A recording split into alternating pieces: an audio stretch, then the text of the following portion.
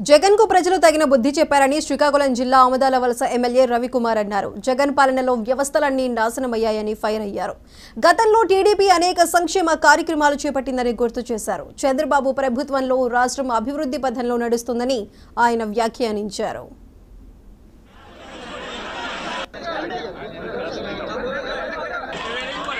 నేను 52 లక్షల మంది విద్యార్థులకు ఇచ్చానన్నావు.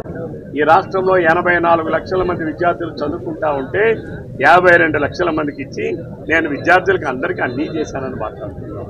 నేను అడుగుతా ఉన్నాను, ఈ రాష్ట్రంలో ప్రజలకు అర్థమైంది, నువ్వు పేర్లు మార్చి పథకాలకు పేర్లు మార్చినట్లు మాత్రాన ప్రజలు ఏమైనా అమాయకులు అనుకుంటున్నావా, అవివేకులు అనుకుంటున్నావా?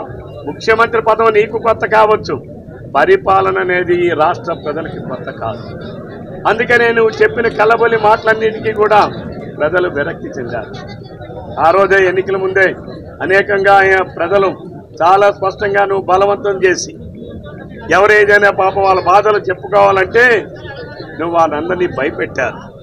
వాలంటరీ వ్యవస్థను ఏర్పాటు చేశావు. దేనికోసం ఏర్పాటు చేశావు?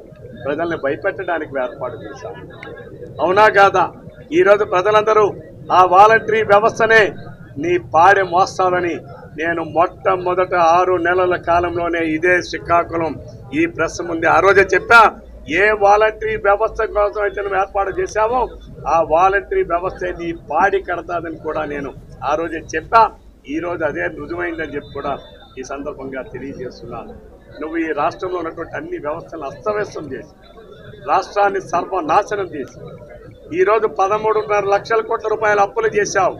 10 లక్షల కోట్ల రూపాయలు ఆదాయం వస్తే 23.5 లక్షల కోట్ల రూపాయల నిధుల్ని ఈ రాష్ట్రంలో నువ్వు ప్రజలకు ఇచ్చిందంత ఏమన్నాడు చంద్రబాబు నాయుడు గారు? రైతులకు రుణమాఫీ చేయలేదా? ఆ రోజు 25,000 కోట్ల రూపాయలు రుణమాఫీ చేశామే. రైతు బంధు పథకాన్ని పెట్టి ఇచ్చామే. రైతులందరికీ మెకనైజేషన్లో అనేక సబ్సిడీలు ఇచ్చామే. డ్రిప్ ఇరిగేషన్ 100% ఇచ్చామే. స్ప్రింక్లర్ ఇరిగేషన్ ఇచ్చామే. సోలార్ పంపు సెట్లని 10%, 90% సబ్సిడీతో ఇచ్చామే. అలాగే రైతులందరికీ కూడా మోటార్లని ఐఎస్ఐ స్టాండర్డ్ మోటార్ని ఉచితంగా పెట్టామే. నువ్వేమిచ్చావు రైతుకి? 7,500 రూపాయలు ఇచ్చి నేను గొప్పగా ఇచ్చానని చెప్పి నువ్వు మాట్లాడతావు.